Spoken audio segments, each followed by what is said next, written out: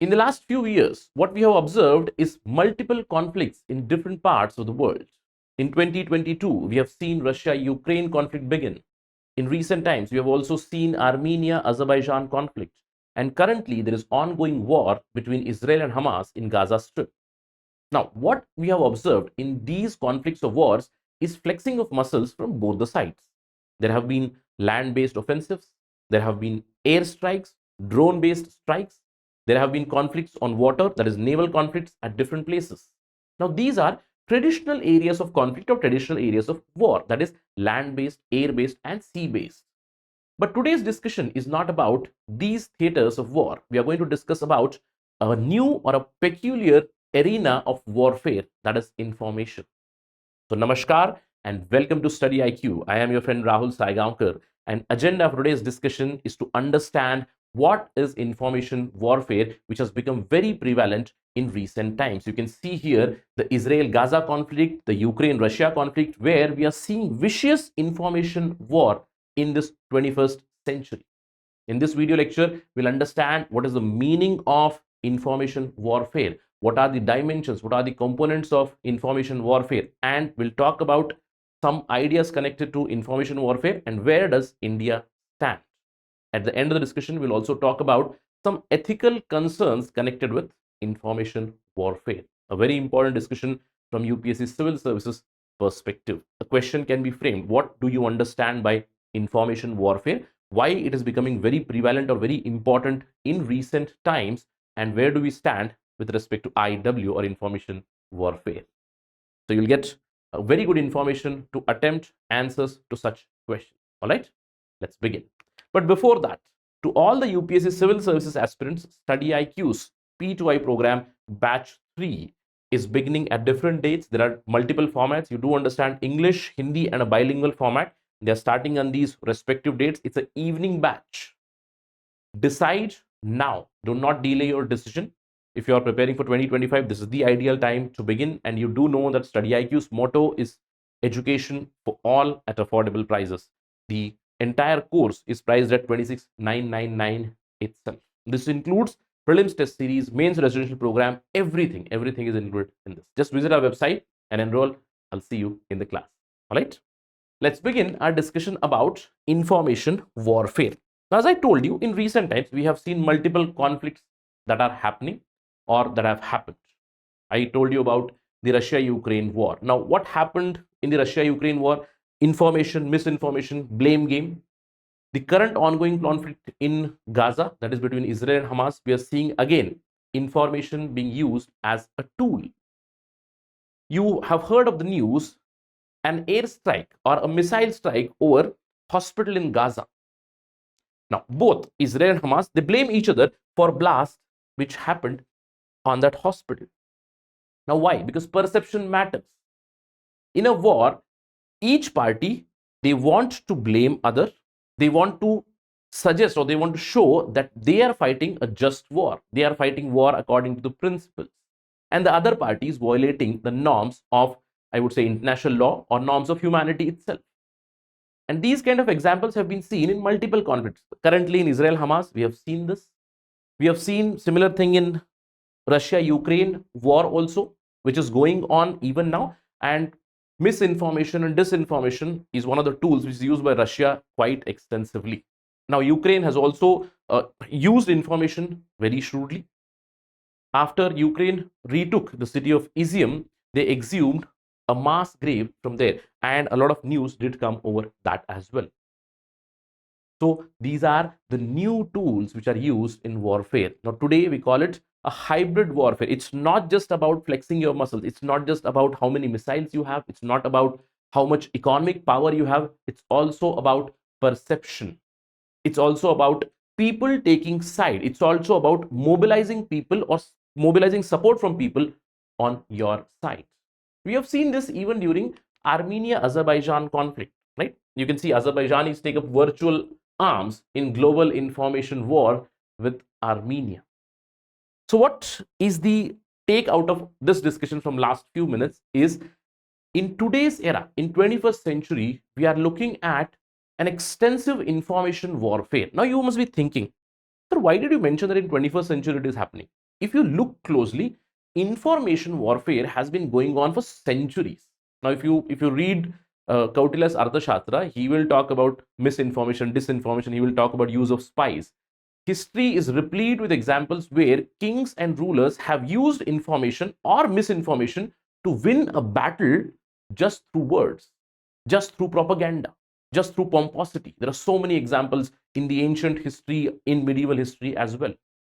So it's nothing new that information is used as a means of warfare, giving fake plans to the enemy so that you can go for a surprise attack, right? But why we are specifically mentioning that it has become quite extensive and it's pervading now, because of the information and communications technology revolution that has taken place in the last few decades. Now, earlier also information was used, but today information is at the tip of your fingers.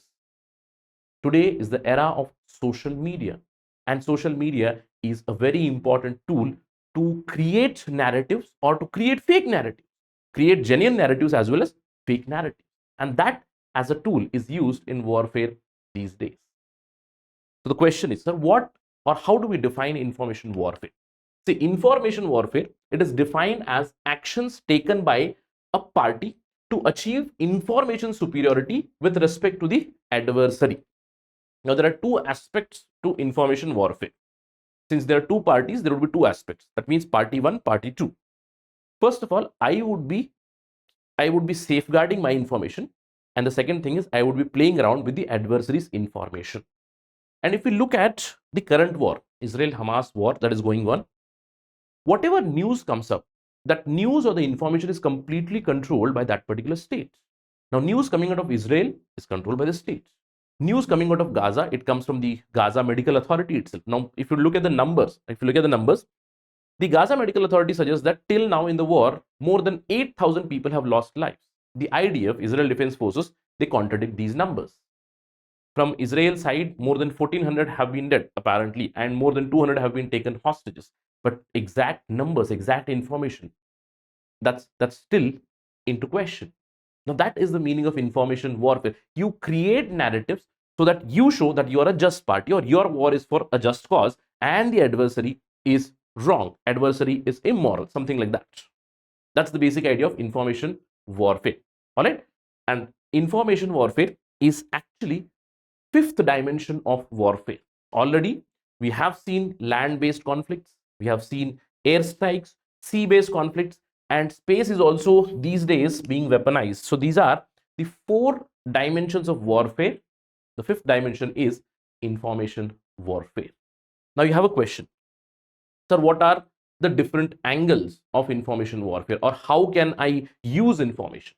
So there are three methods to use information. First of all, go offensive. Now, go offensive means party one, they will collect information about the adversary and use that information to basically disrupt or give a bad image to the adversary. So you go on offensive. You deny, you corrupt, or destroy the information of adversary, or you create a perception that the adversary is bad. The second aspect is go defensive. That means you do understand in today's scenario, if I am going to use information as a means of warfare, the other party is most likely going to do that. So what I need to do is I have to be defensive as well, safeguard my information. So first, as an offensive method, second, as a defensive approach, and third, as an exploitative approach. Now, exploitative means you have the information, but you're not using the information right now. What you do is you wait for the timing. Information or data today is like gold, and you use that information at a specific time. All right. Now, when we talk about information warfare, it has different components. These days, we talk about cyber warfare as well. It is a part and parcel of the information warfare itself.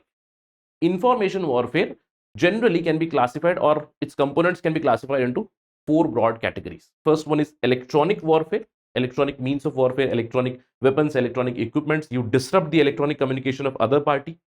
There is example of cyber warfare, right? Go for cyber attacks. Russia is very well known for both of these kinds of warfare. There is also military deception. Now, using information to deceive other party, as I told you, right from ancient times, medieval times itself, this military deception is used, right? You leak out your own plans so that the other party will know, and you go for a surprise kind of a maneuver. But one of the most important components of information warfare is this psychological operations or psyops. Now, these psyops, they lead, or their ultimate aim is to manage the perception. How do you manage the perception? You build a narrative. You try to mobilize support of people online itself, so that they support your cause. And perception management is something which is carried out by each and every country these days, because we are living in the age of information and communications technology. Now, if we look at information warfare, you have a question. There are countries using it? Of course, they are using it. As I told you, information warfare is quite prevalent these days. In fact, different countries have created their own separate departments. For instance, USA, way back in 1960 itself, they had created US Defense Information System Agency, which is very prevalent even today. Apart from that, UK has its own information maneuver command. China, although we do not have specific information, but according to different research papers, different inputs from security experts, it is highlighted that China also has an integrated network electronic warfare center or warfare command. Russia is very well known for this. Russia also has, for decades now, it has been using information, and its internet research agency, so-called internet research agency, right, which was apparently created by the person who was killed recently, Prigozhin. He created the internet research agency, and it is believed that Russia's IRA, it's basically a bot army. What they do is they take up an agenda and create a narrative which is pro-Russia, or say anti-West, that kind of. All right. So different countries have come up with their own means or ideas of information warfare. But you have a question, sir. Okay, this is a good information, but I am more bothered about my own country. What is the status of India? Does India have any kind of command like this? I wouldn't say India has a specific command or say offensive information warfare corps. Right now, we don't have that. But since 2010 itself, as I told you, from 21st century, information has become gold. So in 2010 itself, we released two doctrines. Indian Army had released two doctrines, and one of the doctrines was Military Psychological Operations Doctrine. Although I cannot give you many details of this doctrine because it's quite classified, but what experts suggest, for example, S.K. Chatterjee, when asked about the doctrine, he suggested that it was released way back itself, and the doctrine basically addresses information warfare, where the focus is on psychological operations and perception management from different angles. For instance, there are three levels: strategic, operational, and tactical information warfare tools. And through these doctrines, we are also now, I would say, quite active in terms of information warfare. If you look at India, there are different issues which go on. I would say issues connected with integration, Jammu Kashmir issue connected with northeastern region, etc. So there, perception management is something which is carried out by the state. Again, not too many details can be given over this, but one thing can be highlighted, that we need a more comprehensive setup. Yes, we have doctrines, but very similar to what other agencies, etc. have. We have intelligence agencies, yes, but perhaps there is a need for a more institutionalized setup, which will go for a comprehensive and a holistic information warfare center itself. All right. India has more, or India's approach is more defensive rather than offensive. But it's perhaps time indeed where we need to integrate different aspects. Yes, we need military, of course. We also need academia. Apart from that, to build a narrative or to manage that perception, you ultimately need people. Who? Indians. That means civilian components are also needed for information warfare. Because see, till what time the bots will work, right? People are needed for any sort of agenda. You saw that Azerbaijanis, they took up the online, I would say, online mantle to correct the image of Azerbaijan, right? So civilian component is also needed, and perhaps a more comprehensive and open approach will help for sure. Again, not to say that doctrines have to be released or the plan has to be released, but there has to be a proper institutional and a proper policy level setup, say some sort of information warfare policy of India, right? That's the status as of now. So we are not behind in terms of information warfare. But there is a catch here. You need to understand that information warfare has its own perils. Now you must be thinking that information warfare, it sounds very cool, but it comes with its own ethical and moral concerns. The biggest problem is a possibility of escalation. See, normally if you're fighting a war, what do we need? Now we need missiles, we need army, etc. What do we need for that? You need money for it. That means a traditional method of war would be rather costly, and you do think twice before attacking or think twice before entering into the war. But this information warfare is quite low cost. It's not very costly, and because of which what happens is there are frequent incidences of information warfare.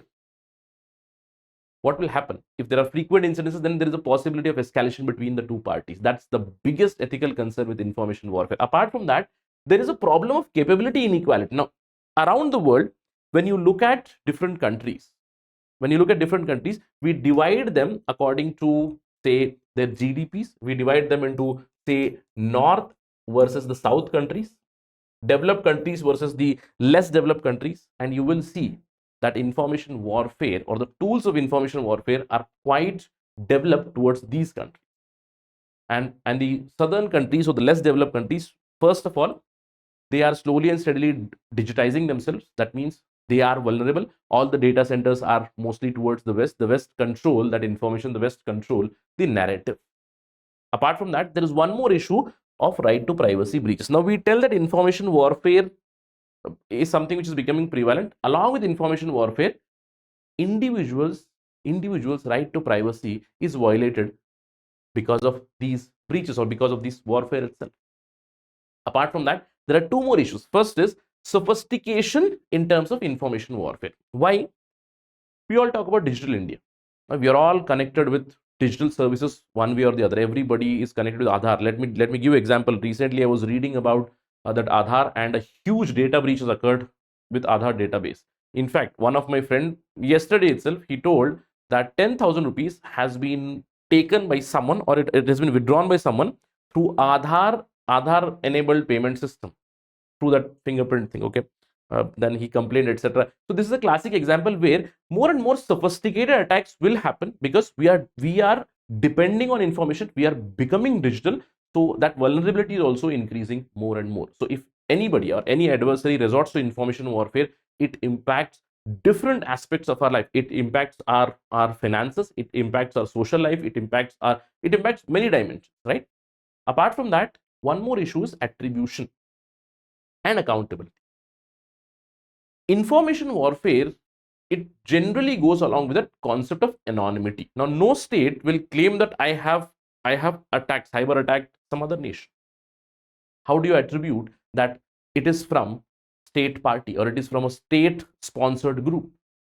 Accountability is something which is missing. That means holding the other person responsible for the crimes.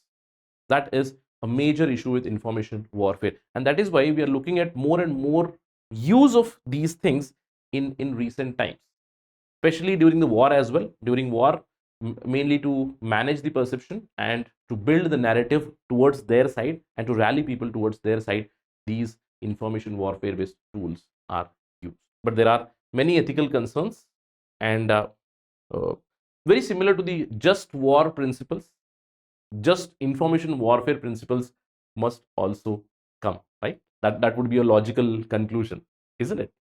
So this is about the information warfare, and you will get news about this continuously because conflicts are occurring. Information is being used as a tool by each and every party.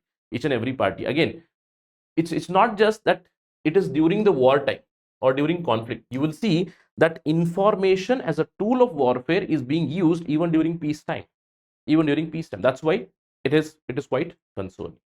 So as and when there are any updates over this, as and when there are any news or any developments over this, we'll have a discussion again. But I hope you have found this discussion interesting and you have got an insight into what is the meaning of information warfare. Thank you for watching this video. Jai Hind.